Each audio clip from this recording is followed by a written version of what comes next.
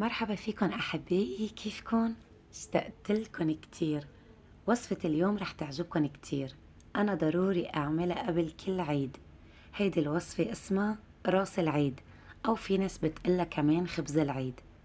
هو أصلا أكتر شي بينعمل بالأعياد، وكمان كتير ناس بتعملها بموسم زيت الزيتون. إن شاء الله رح تعجبكن كتير هالوصفة. صدقا أنا كل ما بعمل هيدي الوصفة برجع لأيام الطفولة، لأيام المدرسة، لأن كل ما كانت الماما الله يطول لنا بعمرها تعمل لنا قراص، فكانت اسم الله تعمل كميات كبيرة، فكان يضل عنا لأيام وأحيانا هيك أسابيع. الحلو بهالوصفة إنه ما بيخرب، ما بينتزع، فكنا كل يوم نروح فيه على المدرسة ناخد معنا منها، فريحتها وطعمتها بترجعنا لأيام زمان. يلا تنبلش الوصفة. بداية أنا استخدمت هذا الكوب. استخدموا أي كوب عندكم إياه بالمطبخ، مش مشكلة أبدا، المهم تكملوا بنفس الكوب. بدي 5 أكواب من الطحين أو دقيق القمح، ضروري يكون منخول. أنا نخلتهم قبل ما بلش الفيديو تما ياخد وقت. رح حط ملعقة طعام من السمسم المحمص، وملعقة طعام من حبة البركة، وملعقة طعام من الشومر المطحون، وملعقة طعام من المحلب. هيدي هي حبوب المحلب، كتير بتسألوني عنها، تنجب من عند العطار. وملعقة طعام كمان من اليانسون المطحون، وهيدي هي حبوب اليانسون. وبدي كمان ملعقة صغيرة من المستكة. أنا المدقة يلي بطحن فيها المستكة خاصة للمستكة، حطيت معها ملعقة صغيرة من السكر، سكر حبيبات. على فكرة ما بياخدوا وقت، 2-3 بينطحنوا. وحطيتهم فوق الطحين. هلا بدي كمان ملعقتين طعام جبل من حليب البودرة، وملعقة طعام ممسوحة من الخميرة الفورية، ملعقة صغيرة من البيكنج باودر، وملعقة صغيرة من الكربونة أو بيكربونات الصوديوم، ونصف ملعقة صغيرة من الكركم، ونصف ملعقة صغيرة من الملح. رشة الملح ما تستغنوا عنها أبدا، هي اللي بتوازن النكهات. بخلط المواد الجافة مع بعضها. هلأ رح حط السكر. بدي كوب من السكر، سكر الحبيبات مش سكر مطحون. بعد ما خلطتهم بهالطريقة كتير منيح مع بعض، بعمل هيك مثل الحفرة بالنص، بنص الجاط. تبلش حط فيه الزيت. بنفس الكوب رح حط فيه زيت الزيتون، أو في ناس بتسميه زيت البلدي الحر. فبدي كوب من زيت الزيتون. اسم الله ريحة الزيت الزيتون بهالوصفة ما شاء الله، ما بحكي لكم. جربوها واكتبوا لي تحت بالكومنتات، قولوا لي رأيكم. أول شي رح أعمله، رح أفرك الطحين بالزيت قبل ما أضيف المي. بفركهم بهالشكل، بشكل كتير منيح تيصير هيك شكله مثل الرمل أو مبرغل. هلأ بدي أضيف المي. بنفس الكباية حطيت كوب من المي الفاترة ونصف كوب، يعني كوب ونص من المي الفاترة. أنا لأني بعرف الطحين اللي عندي رح يشربون، قويت قلبي وحطيتهم. حطيت كوب ونص. انتو إذا ما نكون متأكدين من الطحين حطوا شوي شوي، يمكن ما ياخد معكم كل كمية المي. شايفين العجينة كيف لاصقة؟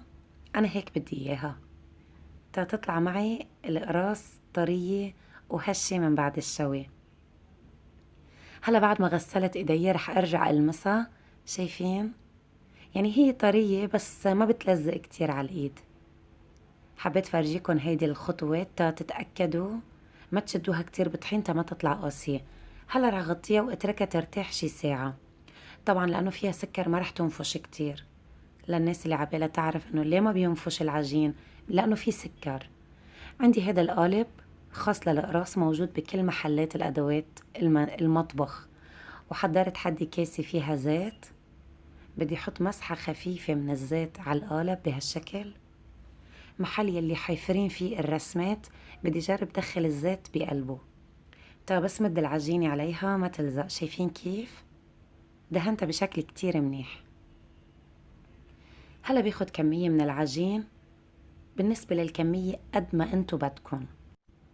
فيكن تعملوا حجم القرص مثل ما انتو بتحبوا، فيكن تسمكوها، فيكن ترفعوها، تكبروها، تصغروها، هيدا الشي بيرجع لكم.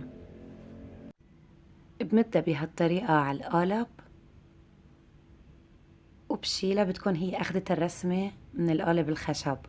ولا أسهل من هيك، لأنه دهناها بالزيت مش حتعذبنا أبدا. ما تدهنوها، ما ترشوا طحين أبدا. هيدي الوصفة ضروري تعملوا فيها مسحة زيت. إذا عندكم فرشاية بيكون أحسن.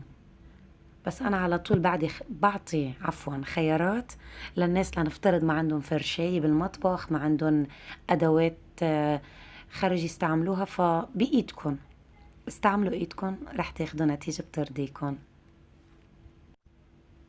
أنا قبل هلأ نزلت وصفة خبز العيد، بس ما نزلته حلو، نزلته عادي، خبز عادي.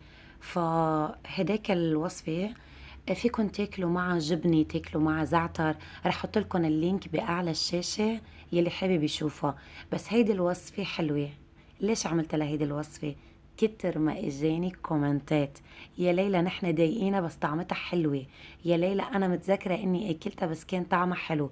ايه مزبوط، انتو فيكن تعملوها على الشكلين، فيكن تعملوها بسكر وبلا سكر. هيدي يلي بسكر فيكن تاكلوها حد كوباية شاي، او حد فنجان قهوة، او الصبح حد فنجان النسكافيه. شو بحكي لكم، ولا اروع من هيك. والوصفة التانية يلي منا حلوة فيكن تترووا فيها او تتعشوا فيها، بتغمسوها بالجبنة او باللبنة او بالزعتر. الطعم خيال. هلا بالنسبة للفرن، ضروري الفرن يكون شاعل من فوق ومن تحت على درجة حرارة 180. أول ما بياخد لون بطلعون. صراحة هني ما بياخدوا كتير وقت بالفرن، يدوب 7 دقايق ل 8 دقايق. ما شاء الله، شايفين هاللون الحلو؟ للناس يلي الفرن تاعولن بيشتغل يا من تحت يا من فوق، مش مشكلة، شغلوا أول شي الفرن من تحت. أول ما بتحسوا الأطراف بلشت تاخد لون، طفوا من تحت وشعلوا من فوق. بتحصلوا على هذا اللون الذهبي الحلو يلي عشنا فيه طفولتنا.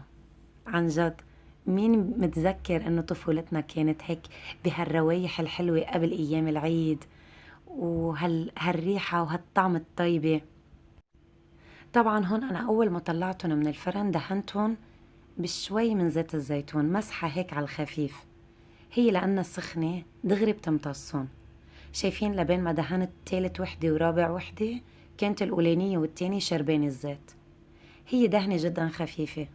كلياتنا بنعرف قد ايه زيت الزيتون صحي ومفيد، وطعمته بهيدي الوصفة ما بحكي لكم. أكيد فيكن تعملوها بالسمنة، فيكن تخلطوا نص الكمية زيت ونص الكمية سمنة. يعني بدل كوب زيت تحطوا نصف كوب زيت ونصف كوب من السمن، كمان بتطلع طيبة. وهيدي هي كانت وصفتنا لليوم. ما شاء الله عملت عندي كمية جدا وفيرة. مثل ما حكيت لكم بأول الفيديو، نحن بس نعمل من هيدي الوصفة بنعمل بسم الله كميات كبيرة، بنعمل 10 كيلو 20 كيلو. ايه ما تستغربوا، لأنه هذا النوع من الكعك أو القراص مثل ما ذكرت ما بينتزع، يعني ما بيخرب، بضل معكم أيام وأيام. ف وطعمته كتير طيبة، الولاد بيحبوها والكبار بيحبوها. وخرج انكم تضيفوا منها ضيوفكم بأيام العيد وبغير أيام عيد، يعني هي بتنعمل بكل أيام السنة. بس أنا بالنسبة لإلي إذا ما شميت ريحته قبل العيد بالبيت، هيك ريحته لفت البيت لف، ما بحس إنه عندي عيد. شايفين قلبه من جوا كيف مستوي وهش، يعني بحكي لكم عهشاشته مش طبيعية. الهشاشة اخدها لأنه حطينا نوعين من الخميرة، الخميرة الفورية والبيكنج باودر. وطبعا بيكربونات الصوديوم اختياري، بس إذا حطيتوا كربونة يعني بيكربونات الصوديوم، الهشاشة راح تكون بتدوب بتمكن ذوبان، بأكد لكم هالشي. والكربونة اشتروها تكون مكررة، مكررة خاصة للطعام، مش الكربون العادية يلي بتنباع هيك فلت عند العطار، لا، تكون خاصة للطبخ. يا ريت لو حبيتوا فكرة الفيديو لليوم تعملوا لايك للفيديو واكتبوا لي كومنت حلو تحت. كلامكن الحلو بفرح قلبي من جوا.